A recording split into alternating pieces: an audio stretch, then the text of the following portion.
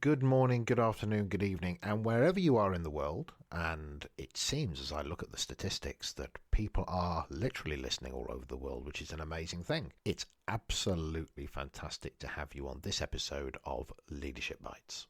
On this episode of the podcast, I am thrilled to have Professor David Pendleton. David's a professor in leadership at Henley Business School. He's an associate fellow of the British Psychological Society, of Oxford University's Said Business School as well. He has over 30 years' experience as a chartered psychologist. His work has been to develop the effectiveness of individuals and teams and organisations. And I just feel that David is one of those people that just has an abundance of experience and insight. He's written several books. The one that is probably the most known, most recently published with Professor Adrian Furnham of UCL, and it's called Leadership, All You Need to Know. So in this book, he describes the evolution of the primary colours model of leadership, which he developed. So listen, I think the thing about David is that he is very accessible. He's easy to talk to. And when you're talking about leadership and you're talking about ideas, it's very easy to get wrapped up in a language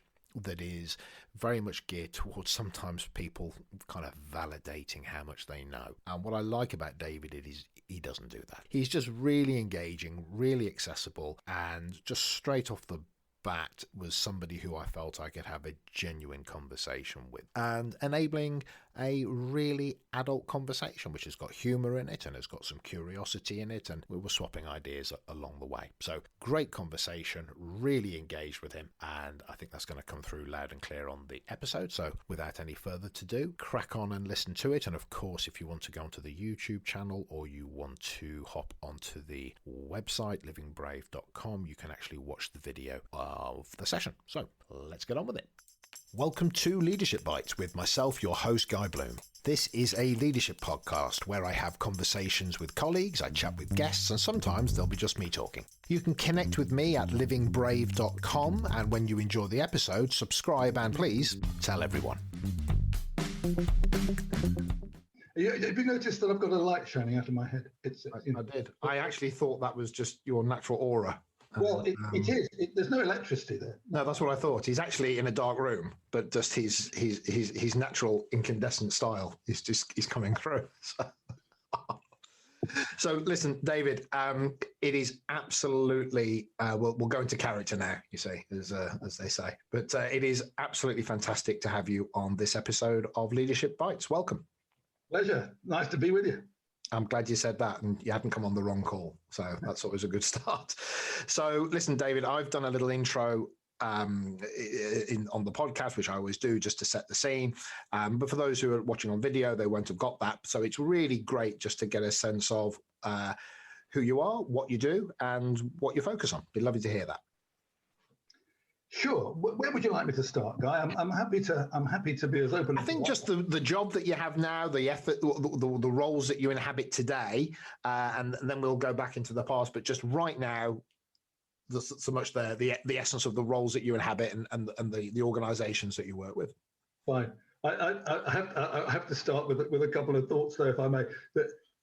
The last time someone gave me a really big build-up on stage, and I was thinking, oh, whoever this person is coming to speak next will be fantastic. I can't wait. I got my notepad out to take notes. I turned out it was me. I was really disappointed.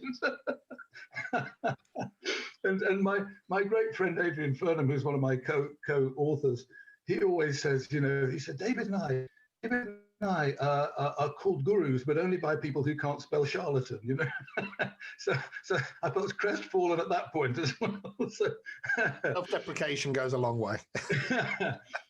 Okay. I'm a psychologist by background. I've spent almost an entire career operating as a business psychologist, applying psychology initially to the world of education and then the world of medicine, through the medium of communication, and then into leadership for about the last 2 decades.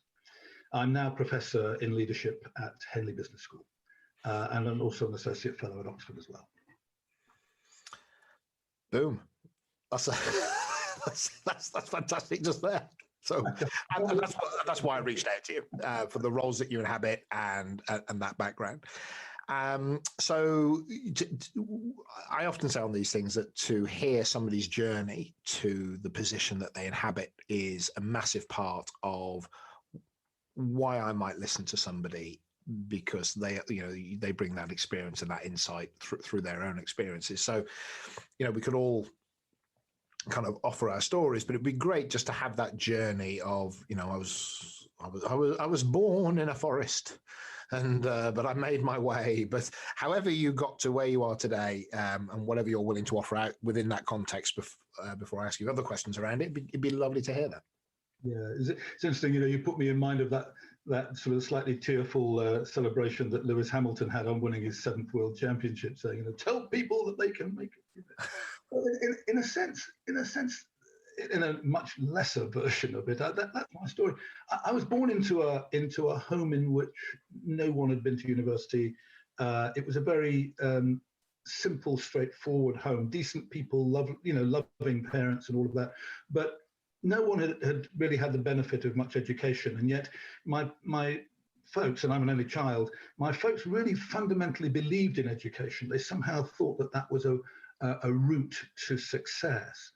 And so I have this sort of image of my parents, on this little desert island, finding a rowing boat called education, and they put me in it and they kind of pushed me out to sea and waved from the shore, because they didn't know where the hell this thing was going to go. But everything happened as a consequence of, the kind of breakthroughs in a life, the 11 plus kind of grammar school, getting to university, getting a degree, doing a bit of work, getting a doctorate, all of that. And I once asked my mum, bless her, she's now long dead, but I once asked her, because I'm an only child, I said, "Mum, of all the things I've done, what are you proudest of?" And she said, "When you passed your 11 plus." And that was, I think, the last time she really fully understood what I'd done. Because the world that sent me to was a world that my mum didn't know anything about. And my dad didn't know much about it either, but they sort of believed it was good, believed it was okay, and it all would be well. So I went to the local university. I went to Nottingham University. I was raised in Nottingham. Worked for a few years, got a degree in psychology. Worked for a few years, then went to Oxford to do my doctorate, where I met my wife, and life took off in a glorious way. I met my wife. Wow. I get it. So, and she's a psychologist too. All right. Okay. Wow. My kids, you can imagine a complete mess there. Yes, exactly. Yes, my kids are another story. It's like the hairdresser with bad hair. So from doing a doctorate and moving on into that space, what were the stepping stones to the roles that you inhabit now? So having finished, actually, if I just go before Oxford, I thought I wanted to be an academic. I decided quite quickly that I didn't want to be an academic. I wanted to do something more applied. I wanted to do something with the psychology rather than just sort of perpetuate the cycle of teaching it. So I went to Oxford to do a doctorate on doctor-patient communication, because I was really interested in medical care and how we could make a contribution to doctors' effectiveness with their patients. So having done that doctorate, I started, even whilst doing it, to do some part-time work with two organisations. One was the Oxford Regional Health Authority, and the other was their vocational training scheme in general practice. And the other was the Royal College of General Practitioners, and both of them encouraged me. A guy called John Hasler, kind of a very senior medic, opened the doors, and I got access to do the research. And he really kind of sponsored and championed me, but through both organizations. And so I was able to put together a job applying what I'd done in my doctorate, which was all about general practitioners communicating with their patients. We were able to build courses and ultimately write books and become known for an approach to teaching and learning effective communication in healthcare. Having done that for a number of years, I ended up in a place called the King's Fund College, which was a management school for the health service. It doesn't exist anymore, but it's rather an anachronism then. When King Edward VII was building Queen Victoria's Diamond Jubilee Appeal, he created a fund of money in the Bank of England for the London hospitals, which of course was rendered redundant when the NHS came along in '48. So what do you do with this big pot of money? You can't just give it away because it's there for a specific reason. And so they built the King's Fund College, which was a management school for the health service at the time, and a professional development centre as well. So I worked with them and taught managerial psychology in the context of training NHS managers. And then having done that for a while, I got recruited into a business psychology consultancy in Bristol. And after a couple of comings and leavings and joining and leaving, I ended up building with my wife our own consulting company called the Adrian Consulting Group. And I left that 5 years ago. Ironically, I wasn't going to be an academic to become a professor at Henley Business School. And that stepping stone into leadership, is that an obvious step from what you were doing before, or what is that growth that gave you that credibility in that space? Yeah, it's interesting, isn't it? I used to work with a guy called Laurie Thomas at Brunel University, who started out as a production engineer and ended up as a psychologist. And he said it's because he noticed that an awful lot of production engineering problems came down to people, and so he needed to do something to understand the people bit better. And he ended up as a professor of psychology. For me, it was a bit similar in the sense that what I noticed was that an awful lot of communication issues were about the context in which the communication was happening. And if you wanted to influence that context, you probably had to get into at least management and ideally leadership, because that's what creates the context or fashions the context in which people work. And so in a sense, it wasn't a million miles away. One wasn't a million miles away from the other. It was a kind of a natural growth, although there was an element of the knight's move in it, sort of one up and one across. Okay, so that for you then, that interest was, I have to get to almost a source space to have an impact, because the river starts there almost. Kind of, yeah. It always seems to me that there are lots of distinctions made between leadership and management, and I don't use them much because I think you always need both. But the one that I am most impressed by is that managers tend to sort of work within the context they're given, and leaders try to change it.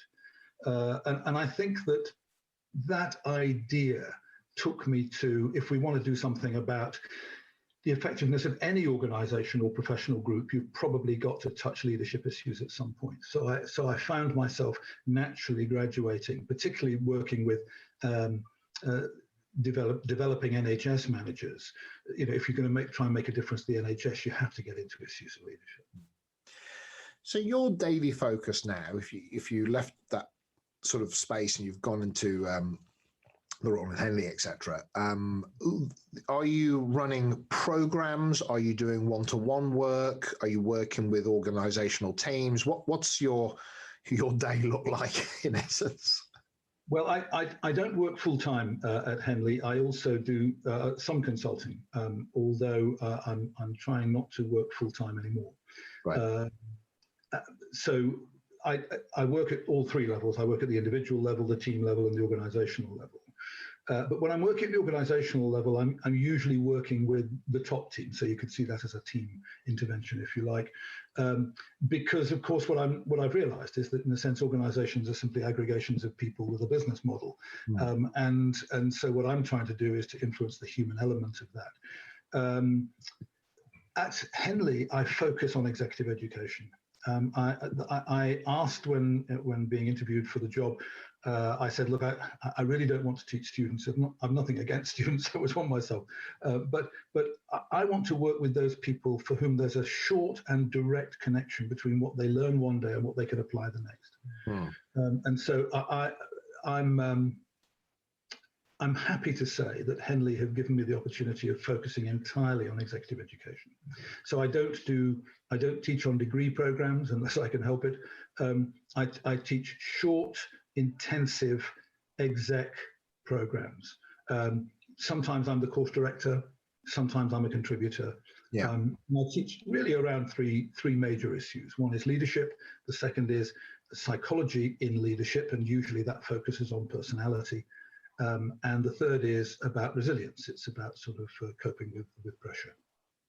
So for you, when we say executive education, it's not the how to read a profit and loss tracker or something along those lines. It's very much in that human dynamic and that understanding of self to understand others. Yeah, that's my contribution. The exec ed covers all of those things about how to read a spreadsheet, all of that, finance for non-financial managers, all of that is part of executive education in the business school. But, I'm a psychologist by background, so not surprisingly, they wheel me when you need a tame psychologist to talk a bit about people. And have you noticed any change in, let me restart my question. Everything has momentum. If we go back to the leader as the hero of the piece who comes and controls and dictates, and all the way through to now we have this very kind of integrated approach to leadership about you have to work through others, etc. So I think things have their momentum, and I'm always intrigued by the balance between that the autocratic look. There are times when you have to tell people, and also when people want to be told, look, let's not have a debate on this one, boss. Would you just say what's what, and so we've got clarity, all the way through to that, the shared purpose, giving people boundaries, allowing them to take ownership, and that balance between command and control and giving people space and place. And have you, over your period of being in this place, have you felt that difference? Do you see it as it's a little bit, sometimes it's a little bit on trend, or no, I'm actually feeling that people want to operate in a different way? Is that anything that you kind of see, notes, factor in? I'm smiling because although we didn't prepare this, I just happened to have next to me an article, not that I wrote, but that Deborah Ancona at MIT wrote. And I'm just going to read you the first two sentences. Nobody has really recommended command and control leadership for a long time, but no fully formed alternative has emerged either. I thought that was interesting and relevant. So I'm trying to work on that fully formed alternative. You talk about momentum. I'm just literally any day now, the third edition of my leadership book is going to come out, and we've changed the subtitle. It used to be called Leadership, All You Need to Know, but it's really tough to make that case when you're writing the third edition. So all you need to know again. Even more of what you need to know. Yes. So the subtitle's changed. We've called it Leadership, No More Heroes. Okay. So it's, again, relevant to your question. And the reason is really twofold. One is that you talked about momentum. The momentum on how leadership has developed and changed through the 20th century into the 21st century is a very simple process to describe. It's what I would call simply democratization. At the start of the 20th century, and probably for time immemorial before then, leaders were the pinnacle of authority who simply said what had to be done. And if they were enlightened, they tried to be kind, so that it became kind of paternalistic, and it usually was men, so I won't say parental. What's happened over time is that around the middle of the 20th century, as recently as that, the word vision emerged in research and talking and writing about leadership. You didn't need vision if you're in total authority. If you are the boss and you say, "Guy, just bloody do this," I don't need a vision. You just need to have clear instructions. You have to go off and do it, and ideally touch yours and mine non-existent forelocks, in the process. And so what we've seen in the middle of the 20th century is it's a switch from push-based leadership to pull. So if I can describe a vision which is worth trying to achieve, then it pulls us both towards that vision. By the end of the 20th century, we were into much more partnership-based leadership. And in the 21st century, the approach to leadership that I'm trying to put together is very much team-based leadership. So what I'm trying to say, so firstly, there's a momentum towards democratization. So shared leadership models are the ones that we have to sort of go to first. Most of the time, I'm going to come back to this. Do you need authority? And you do from time to time. But the other thing I want to say is that my colleagues and I, business psychologists, we have assessed, particularly at the group that I created with my wife, we assessed probably between us literally thousands of leaders all over the world in every walk of life, in the charity sector, public sector, private sector, commercial organizations, not-for-profit, the whole lot, the whole gamut. We never found one who was world-class in all aspects of leadership. Not one, anywhere. And we've assessed, Knights of the Realm, people, knighted for this, that, and the other. And we've met some incredibly impressive leaders, but not one of them was complete in all aspects of leadership. None of them were perfect. None of them were perfect, but also, if we used a 5-point scale in rating people across all the leadership tasks that we assessed, and we assessed 8 of them, derived from the primary colours model that I'm known for created. But we didn't even find anyone who scored a 5, which is not perfection. It's just being right at the top end of the distribution. But so we didn't find one person who was complete. And so the puzzle is how to get complete leadership from incomplete leaders. And of course, the answer to that is through working with complementary differences. So it doesn't matter that I'm not very good at planning and organizing, and by the way, I'm not, provided I've got the person next to me who really is. And from time to time, even if I'm the CEO, and I was of my consulting company, I needed other people to organize me, because otherwise I sort of tended towards chaos and Brownian motion. So the jigsaw pieces make the picture, right? It's exactly that. It's what's the shape of your jigsaw puzzle piece? What are you really good at? And what do you need other people around you to complete you? And if you can get that sorted out, there's some chance that we can have really impressive complete leadership, but not on our own. So this is where I think it gets quite fascinating, because as a consultant, I spend my life going into organizations at generally a senior level, doing one-to-one coaching. I do the team effectiveness, and I also do those larger scale transformational change projects when I have my team that do that. And so I'm not as quite as seasoned as yourself. So in terms of just my experience, but still probably 2 decades worth of experience. And what I get is this sense that there is,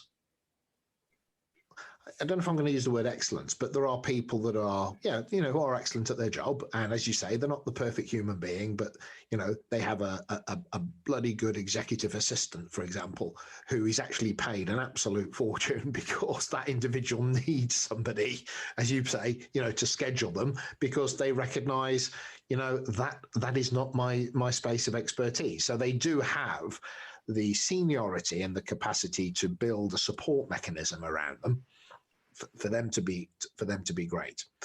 But then what I kind of notice is that there's 2 or 3 factors going on. There are those examples of excellence. And then what you have is people that, due to the nature of the environment, have become quite senior in their slipstream. So they've been there a long time. They understand how the politic works. They're very good at saying things, I wouldn't say in a Machiavellian way, the right way, but they know what wants to be heard and they know how to present it correctly. So, etc. So they become very senior, and yet they haven't really developed themselves outside of their entity. And what I notice is, dependent on that sort of nature of hierarchy within an organization, senior teams have this capacity to say, we want the car park painted blue. Be great if you could get the car park painted blue. That goes down and very often becomes they want the car park painted blue, which goes down and says, right, we've got to get the car park painted blue by this afternoon.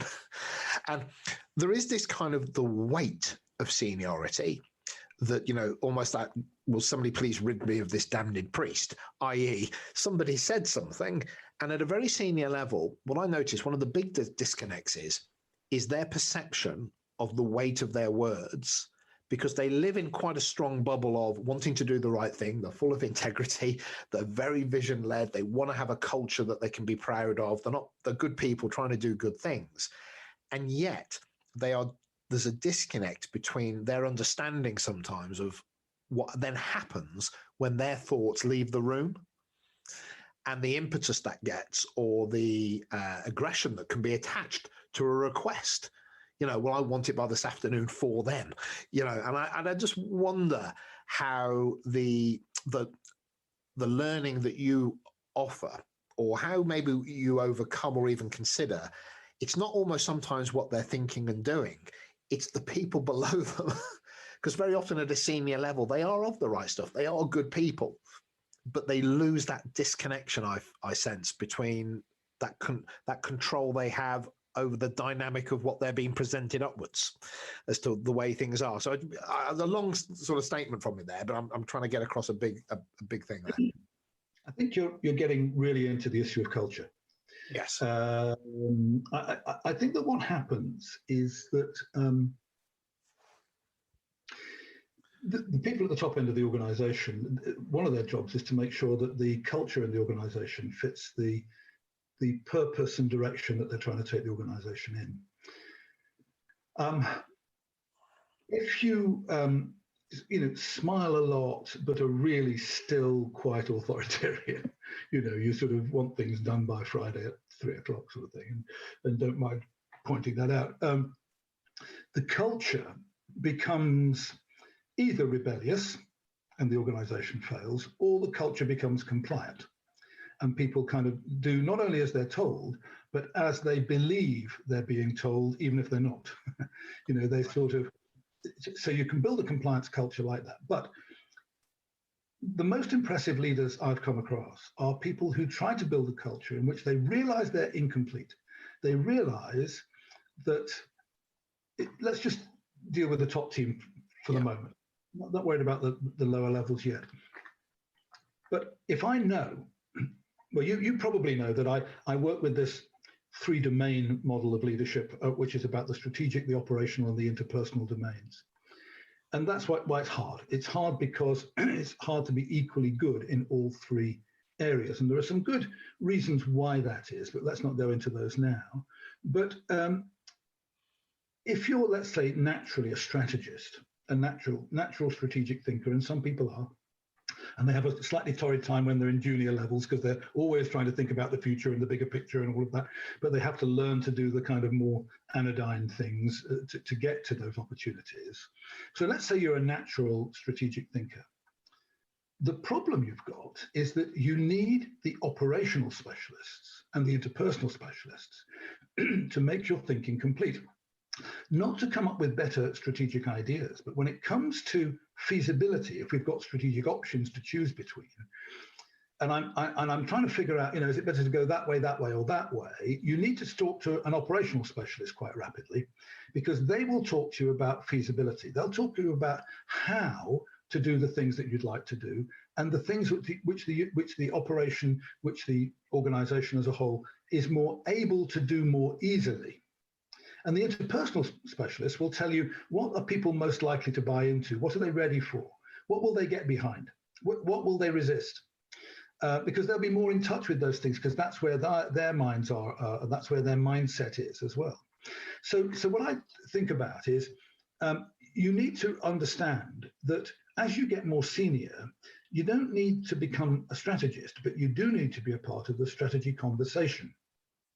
But you do it from where you are. So if you're an operator, you have the operational part of the strategy conversation. If you're an interpersonal specialist, you have the interpersonal part and the cultural, the organizational part of the strategy conversation. But the strategists who are smart understand that they need those 2 contributions. They don't look to the interpersonal or operational people necessarily to come up with the blue sky thinking. That's what the strategists tend to do. But they do need reality checks. And that will come up in two different kinds and from 2 different places. Now, take the same metaphor. I've got a big jigsaw puzzle piece. The top team also has a perspective on what the organization needs to do. It's got a sense of direction and where they're trying to lead the organization. But everyone else in the organization probably are much closer to the customers. They're much closer to the everyday realities that when you're into that sort of rarefied atmosphere, and I too have sat around a FTSE 100 top team table as in the HR role, 2 years seconded from my consultancy.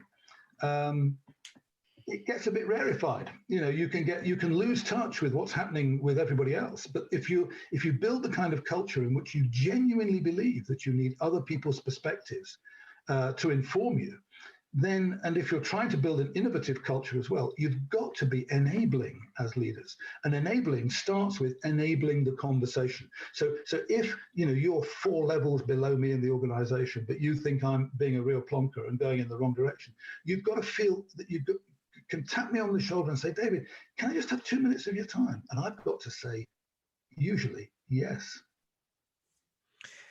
Yes. And that's, I think, the thing I see is the pressure of commercial imperatives driving, plus I think probably the shift with communication technology, WhatsApps, email.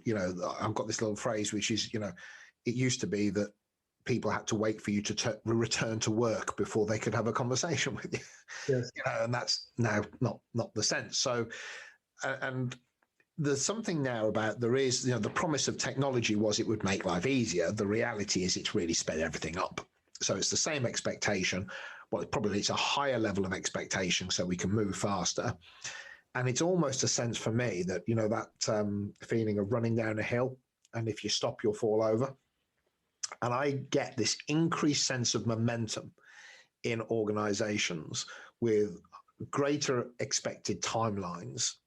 That means you get good people who fundamentally believe in teams, trust, giving people space, etc. But because of the weight of the anxiety that they sit with, the biggest problem they have is how they give people the space that they had probably when they came up.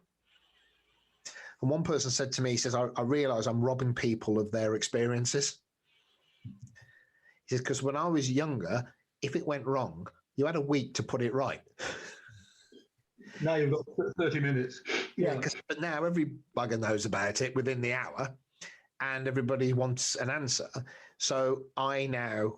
fear might be the wrong word. He said, I'm not sitting there in the cupboard gnawing on my nails, but I'm carrying this anxiety of there is very little buffer on anything. And therefore, he says, I don't think I'm autocratic, but my expectation is highly autocratic.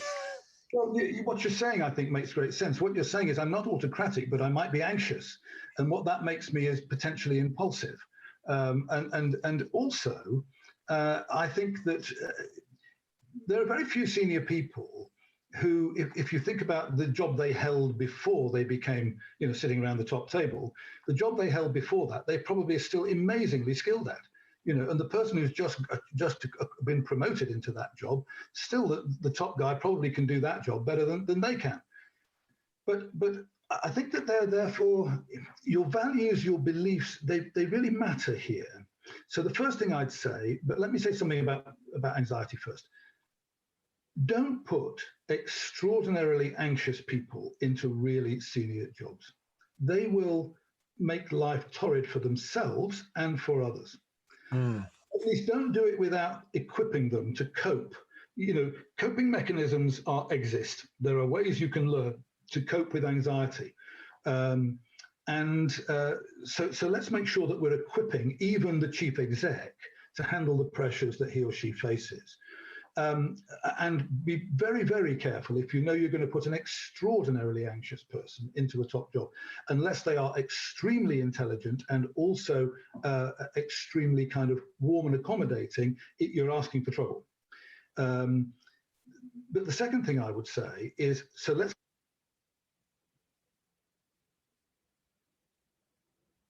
Ooh. Catch me having had too much to drink, I'll still believe these things, you know. One, people at the top end of organizations should audit their diaries from time to time. And they should ask themselves, what proportion of my time have I spent doing the things that only I can do? They need to focus on the things that only they can do. Yeah. And so, you know, the where that takes you is into a sort of counterintuitive space. That work should always be done by the person least well qualified to do it, provided they can do it. You know, in other words, you're looking to keep as much at the right level in the organization, and don't let things keep getting sucked up to the top end of the organization, because then the limiting factor to growth becomes the top team, which is an irony, you know, because they're probably some of your most able people in any organization. But if you keep falling for the seduction that, oh, they need me to rescue this, that, and the other, I've got to go back to two jobs and, you know, intervene over here. Firstly, it is a seduction. It's an ego seduction. But secondly, it's completely counterproductive. If you spend, you know, much more than about 0.5% of your time doing that, you are robbing people, as you say, of their development opportunities, but also you're wasting your valuable time. Focus on the things that only you can do. Mm. So I really buy into that people who have that anxiety and can hold or carry that human reaction to the expectations that are put on them. There's also something else that I notice, and it'd be great to get your thoughts on it, which is just expectation. So I'm not anxious. I just have high expectation because I'm driven and focused and blah, blah, blah. And I might be driven by the vision of creating a great organization, or I might be driven by the earnout with this private equity company. You know, I mean, there are different factors going on, but hey, but I'm highly motivated, highly driven. I buy into the people agenda. You can only achieve things through your workplace and or through your people. And then what I notice is that as society's commercial angst shifts, COVID would be a classic, you know, oh, if I lose my job, the market's really tough out there. Right. So that, you know, nobody ever talks about Maslow anymore, but I go, well, you know, the reality is, you know, that hygiene factor of, you know, putting a roof over my head and those that I love, that's one of the ultimate fear factors that, you know, people have. So the exec, they're good people. They are driving towards a good end, and they've got all their chakras aligned, and they're doing the right thing. Their quite acceptable expectation comes down the line.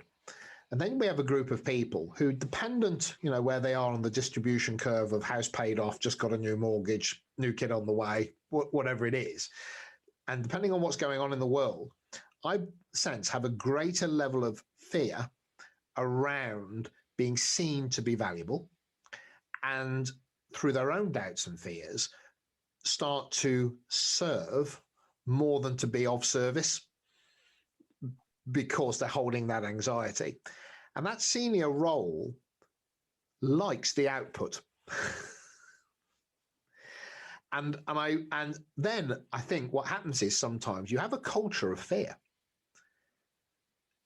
but not by the intentions of the person at the top.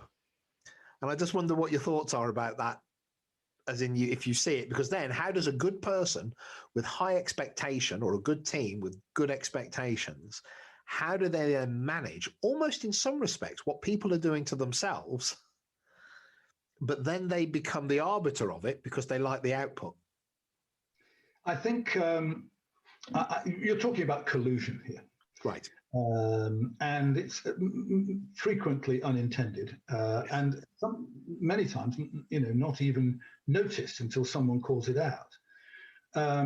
But I think that does bring me back to culture again, because I think that if I only ever talk to you about my successes, I do the thing that the social media do, and that is create this belief that everything I do is wonderful. I never fail at anything. You know, every party I ever throw, you know, is always wonderful, and everyone has a fantastic time. And I looked fantastic. You know, I did my hair just right. if I'm willing to talk to you about my failures as well, not over egging it, but just genuinely saying, look, I got this right, I didn't get that right. And if when we're handling feedback, I say, when I did my work in the medical profession, I became known for some feedback rules which just seemed to me to be so simple that why would anyone even remark on them? But funnily enough, the so-called Pendleton rules exist, and not my intention, but they do exist. And it always starts with good points first. What did you do well? And that's not about being nice to people. It's about being effective in giving feedback. I want to know what you did well, because many people say we learn from our mistakes. You learn a bit from your mistakes. You learn far more from your successes, far, far more. So I want to know, what did you do well so that you can repeat it? And I want to know what you did well, not just in some sort of broad brush, well, you did it all very well, well done. But I want to know in detail, what did you say? What words did you use? Where were you at the time? Who did you involve? How much time did you spend planning? I want to really understand the anatomy of a success. I want to understand it in great detail. Then I want to look at something that didn't work so well, and I want to do exactly the same job. I want to understand, what words did you use? Where were you? How much time did you spend planning that? Who did you involve? I want to start to build the picture of a success, and I want to build the picture of something that's not gone so well, maybe even failed, or was suboptimal in some way. And I want to deal with them both, a bit like the Rudyard Kipling poem, and treat those two imposters just the same. I want to treat them forensically. I want to understand them in great detail. Because then we can build this culture of saying, we either succeed or we learn.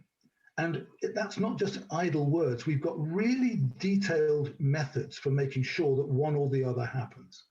Now, if you're dealing with some gross misconduct, of course you don't go down that road. You might just literally instantly fire somebody, or Sure.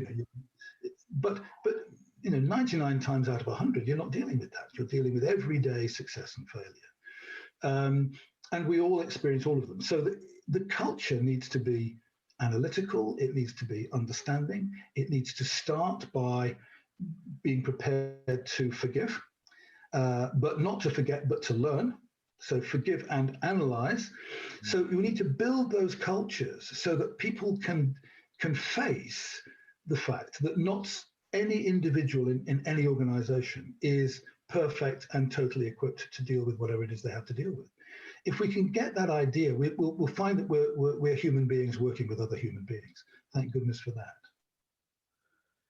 So when you're doing your work, David, how would people, especially on a one-to-one basis, how would people experience you? Are these, because going deep with somebody and having that forensic analysis, and that may be not the phrase that you would use per se, but going beyond the superficial, let's say that. What would somebody expect if they knocked on your metaphorical door and said, David, I'm a senior individual, I'd like to move myself forward, I'm great here, don't know, can't see the back of my own head, all that kind of stuff, blah, blah, blah. What would that intervention look like, David? I mean, it may be different for different people, but inherently, what's the truth behind that for you? Well, typically I start with a full assessment. I'm talking about a psychological assessment here. What I start with, so you come to me, Guy, and say, look, I want to get better at what I do. We'll talk a little bit about why and what does better look like for you, and all the things that a coach would do. But then I tend to take a detour into, will you let me kind of run a psychological ruler over you to see? I'm ultimately looking for two different kinds of strengths and two different kinds of limitations, because they have different implications. Two different kinds of strengths. There are natural strengths. Natural strengths are where you've, over time, developed a skill set which maps very nicely onto your personality profile. In other words, the naturally conscientious person whose profile shows a high level of conscientiousness, they've also learned to do project management, and they've learned their planning skills, and they're very organized, and they've learned all the tricks of that particular trade. That's what I would call a natural skill. There's a compatibility between who you are and what you bring anyway, and the skill set that you've learned and are trying to deploy. Now, It may be that you've got the attributes you need, but you haven't yet mapped the right skills onto it. So that would come out as a limitation, but it's what I would call a potential strength. You've got the attributes, you're a 7-foot athlete, but you haven't yet discovered basketball. Okay, well, if I teach you basketball, chances are you're going to be all right. That's a potential strength. But there's another kind of strength that people forget as well, and it's what I call the fragile strength. A lot of people, over the course of their careers, you spent 2 decades doing what you're doing, there'll be some things that you do and you've learned to do to a reasonable level of proficiency, but they've never felt quite natural. They've never quite become second nature. You always have to focus and kind of make yourself do them because you're working against the grain of the attributes that you've had since you're very, very little. So those are what I call fragile strengths. Now, I haven't come to the fourth one yet. Natural strengths you can work with and hone and might even be able to become world-class at. Potential strengths are very high yield development activities. You can map skills onto your natural attributes quite quickly, quite easily. As I say, remember the 7-foot athlete who hasn't discovered basketball? Let's teach you how to play basketball. The fragile strengths, I'm afraid you're always going to have to work on because unless they do become second nature, it's always going to feel like effort. So you've got to keep those up. Yeah? Yeah. What about the fourth quadrant in my little 2x2? It's what I call the resistant limitation. Some limitations, you haven't mastered them. And what's more, you're not terribly well equipped from a kind of natural attributes point of view. And I realized that planning and organizing was that, for me, it was a resistant limitation. I'm moderately conscientious, but not hugely so. But the problem is that I'm hugely curious. So when I'm trying to discipline myself to do something as anodyne as sort of putting a decent project plan together, I get distracted. And yet one of the reasons that I think I'm reasonably good at coming up with ideas and doing a bit of strategic thinking from time to time is because I am curious about things. So if I turn that off, I'm afraid that I might be sacrificing a real potential or actual strength for something which is going to be rather low yield, frustrating development in an area that I also don't enjoy. So what do you do with those? So so you say, what's it like if someone comes to me and says, David, can you help me get better at what I do? I start with a proper assessment. I go through a sequence of topics. We look at their current job, we look at their aspirations, we look at their interests, and we look at their domestic circumstances about who's at home and what do you want for them, how do you handle the boundary between work and home and all of that. And then we go right back to early life. We look at childhood development experiences, education, and career to date, and that brings us back to the present day. So it's a kind of a circular tour around somebody. And what am I looking for? I'm looking for patterns. I'm looking for trends. I'm looking for explanations. So someone says, I really work hard, and I want to think, well, okay, where did that start? What feature does that have in this life story of yours? And what you then notice is that some people are trying to spin you a yarn about the things that they're really good at, and there's no evidence for it at all. You can't see any reason it should be there. It's not been mentioned by anyone in their past. It's not had a feature in any previous jobs, and yet you're telling me now that it's true because, and by the way, it's also in the job ad. Oh, that's interesting. So what I'm looking for is not to try and catch people out, but to understand them. I want to understand them from day one in as much as I can at that point. And interestingly, that process takes about 3 to 4 hours, and we write it up. It takes another 3 to 4 hours to write it up. So it's a full day of consulting time to try and understand the person to that extent. And then we agree what we're going to work on. But when it comes to a resistant limitation, I try to steer people away from working on that, but instead trying to work around it, to say, who do you need around you to handle that for you? Because trying to develop you in that area is going to be a low yield, frustrating, slow progress, pulling teeth experience. But let's by all means work on the potential strengths. I'm afraid let's keep up the fragile strengths and let's hone your natural strengths. That's how I start. Does that answer your question? Yeah, that really helps.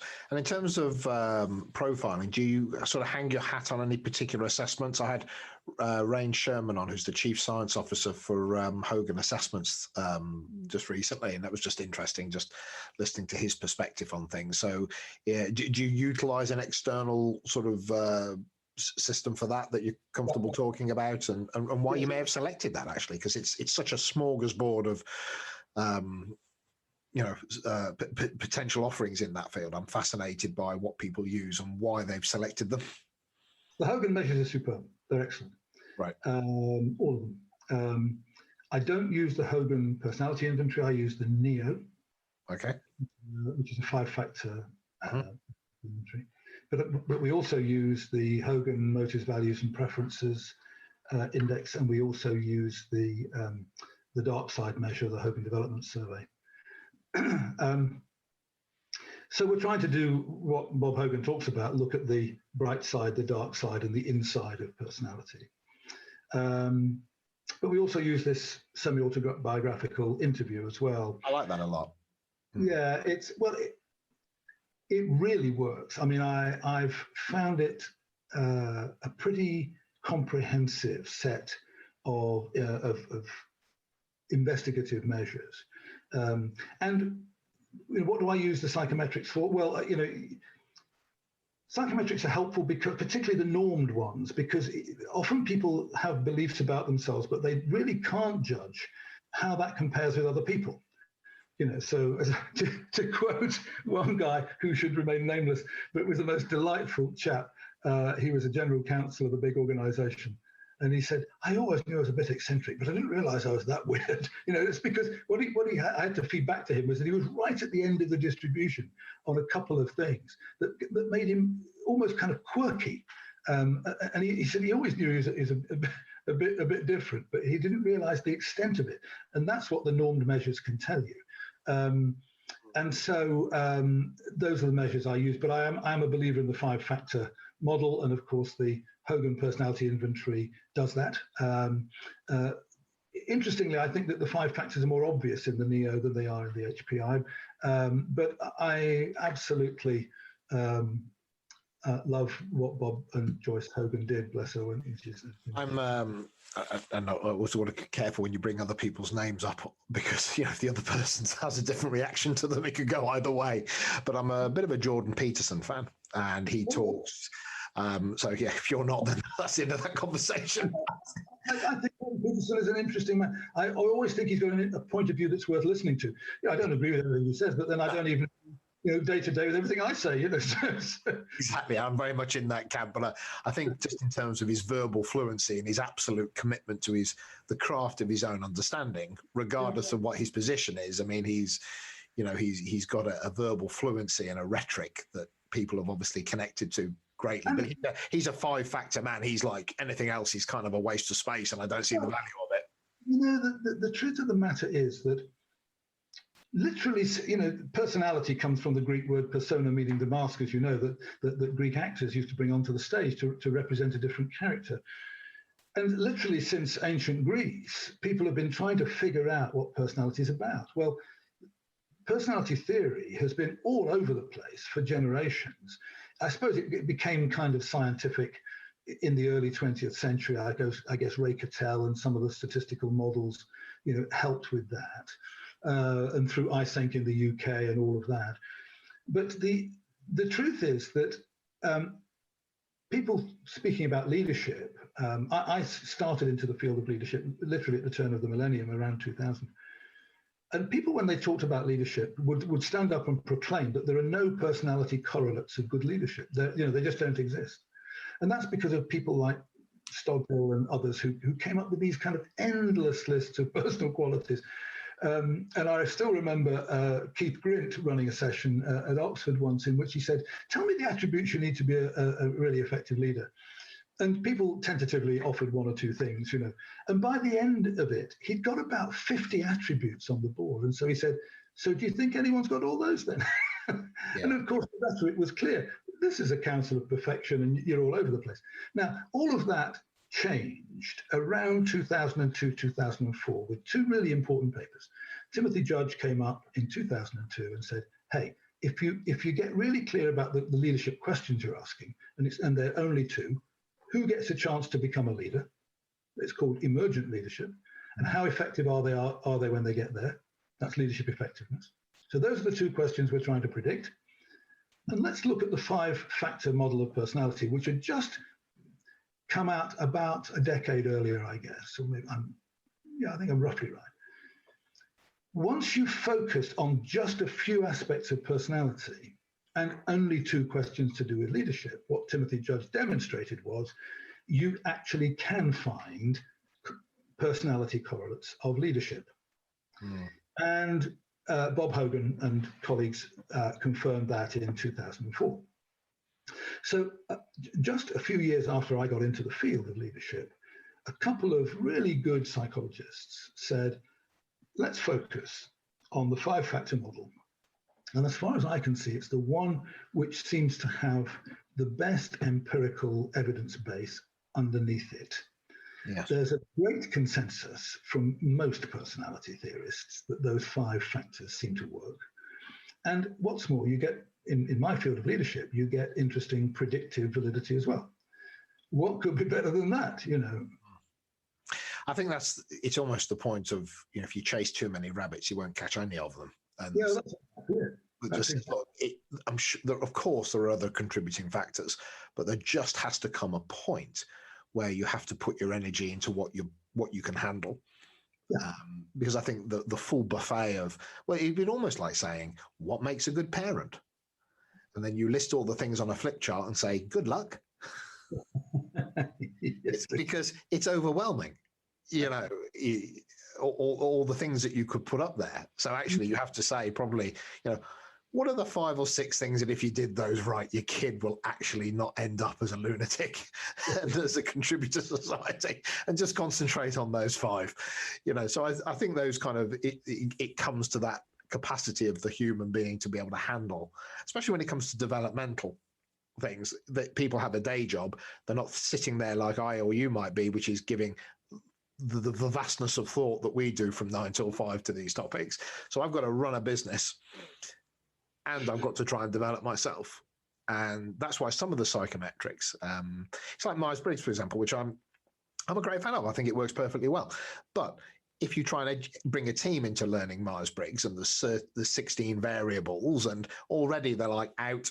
I mean, they understand it at the moment. They understand it in the moment, but trying to keep that flow going because there's just too much. And it becomes too much for them. Yeah, let's also be clear about these things. There's good empirical evidence that diversity in a team makes the team, is more likely to make the team more effective. Now, the question is, what do we mean by diversity in that context? Whenever you say diversity, people think race and gender. But what they're forgetting is psychological diversity. Now, I've nothing against trying to get the race and gender distribution to be fairer than it is at the moment. For me, the principal motivation around that is social justice. If you want a team to be effective, however, you've got to bring in the psychological diversity. Yeah. And I still remember having put a number of people in an exec ed program I was running in Oxford at the time through a number of psychometric measures. And I brought out 2 people and stood them next to me. And one was a bright, young, massively intelligent African guy who was black. And the other was a bit like me, a sort of pasty-faced Caucasian. And I stood next to him and we started a conversation about diversity. And what I did to try and make the discussion, in a sense, more interesting, was that we talked about the obvious characteristics first. But then I talked about the psychological diversity issue. And what it turned out was that the pasty-faced other Caucasian bloke, a bit like me, turned out to be my psychological opposite And the African guy turned out to be psychologically almost my twin. So then we had a rather more complex conversation about what diversity means in that case. And of course, what I'm saying is, look, for all sorts of reasons, we want to encourage cultural diversity because that will also bring other things along with it, not least a sense of equity in organizations and in society. But also we want to have the psychological diversity as well. And so what I'm saying is don't stop short on the diversity agenda by going just to the cultural and gender ones. That's really important. But please don't forget the psychological diversity as well. And that's, you only kind of get at that by getting under the surface at the sort of psychological makeup. Oh, I thought you were going to say under the skin there, which would have been a perfect kind of metaphor for actually those psychological diversities actually might be, actually, what an interesting thing. What are we really talking about? And if we made the conversation about, like we all bleed, we all bleed red, right? What are the things that are more true about us than are not? And actually, what conversations can we have that actually then almost join us rather than highlight the difference? Well, yes, I'm fascinated by that, I think. Yeah, but please, we always say, we all bleed red, under the surface, we share more, we're all the same. Actually, that's not true in here. Under the surface here, we're very, very different. Yes. And we've got to take that into account. And so the other thing I try to get... But it's shared though, isn't it? It isn't. What I mean by that is your skin color, maybe your skin color, but your psychological makeup, though fundamentally your own, is still a shared truth. We are made up of these variables. We are made up of these different psychological kind of preferences or traits or whatever we might want to call them. But we share the fact that we are that bowl of soup and they all come out different. And that is something that we can all recognize. Maybe that's how I'm seeing it. Well, I personally believe that it might be as important for us to shift our attitudes on that a bit by saying, underneath most human endeavor, there are normal distributions, and if we're looking at that. Exactly. No, for sure. So analytically, that's right. Yeah. But it does seem to me that, just as there are tall and short people, fat and thin people, there are people who, in leadership terms, to come back to the sort of three domains, there are those who naturally gravitate to the strategic, those who naturally gravitate to the operational, those who naturally gravitate to the interpersonal domains. And people bring different strengths to any leadership endeavor. And what I've got to do is put a team together that's complete. I've got to make sure that all the leadership bases are covered. And therefore, I need to recognize that kind of diversity cannot be left to chance. It's got to be assembled deliberately. And the reason is that because the world outside us is varying all the time and unpredictably, you've got a leadership team is like a little Darwinian system. The selection pressures are varying all the time around us. And what I've got to make sure is that I've got this rich leadership gene pool, as it were, so that depending on how that leadership team needs to flex and change, so it can do so. So if I recruit lots of people who are just like me psychologically, frankly, an awful lot of them are going to be redundant because there's me anyway. I've got that base covered. But I need people who are not like me. Now, that's very liberating on the one hand because you realize that you don't have to be complete. But it's also a challenge on the other because it means I've got to work with people who are not like me. You mean the people I always find like a complete pain in the bum? Yes, the chances are those are some of the people you've got to learn to work with because they bring the very attributes that you most need and don't have. And the reason that you find them challenging to work with is that they're constantly wanting to go left when you want to go right. So tolerance becomes much more psychological. Well, for me, it's more than tolerance. It's need. I've got to see myself as incomplete and therefore needy. And I've got to put the people around me who meet not just my needs, but the needs of the organization for complete leadership. So if we are a clock, I need that cog. Exactly. Otherwise, the clock. Well, taking the clock analogy, a stopped clock is right twice a day, right? So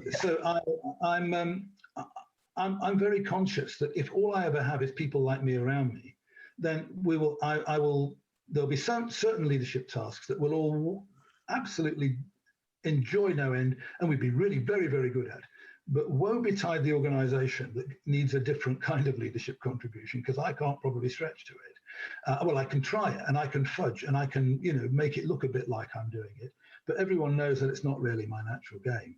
So much better to have people around me. Now, if anyone's listening or watching this and thinking that this is all sounding a bit theoretical, let me tell you that I've worked with one chief executive who stands out for me, and I thought he was absolutely brilliant. Peter Erskine, who ran O2 and transformed it from BT Cellnet into O2.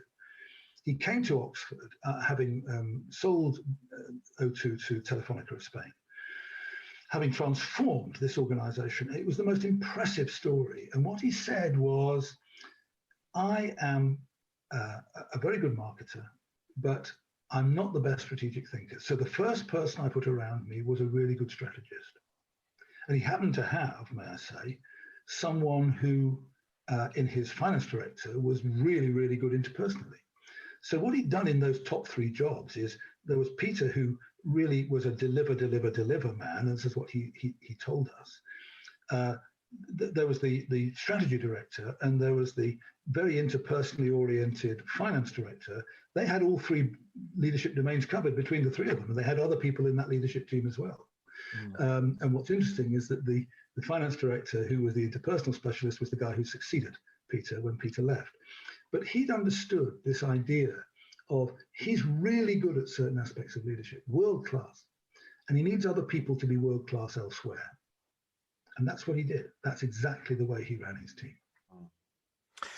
Well, listen, David, I'm becoming super alert to time, and recognizing that I could keep this conversation going beyond your patience. So thank you for just some of your thinking, and it's been really nice just for me to offer some of my kind of frames of reference, and just to hear your take on that and your vocabulary around it. It's even simple things that you've probably said without thinking, just like leadership teams are quite Darwinian. It's a simple phrase, but it's very true. It's and all these little things going on. So I've loved some of the conversation that we've had. So not because I want to stop, but I just feel that I have to. I'm going to say, David, thank you so much for just your time and contribution to this conversation and this episode. It's been absolutely great to talk to you. My pleasure. So on that note, I'm going to press stop. Give me one moment. That's it. So I hope you enjoyed the episode. Please share so others get to hear about us, and subscribe so you keep up to date on new episodes. Also visit livingbrave.com if you want to connect with me and find out more about executive coaching, team effectiveness, and changing culture. Oh, and of course, you can buy my book, Living Brave Leadership, on Amazon. So, on that note, see you soon.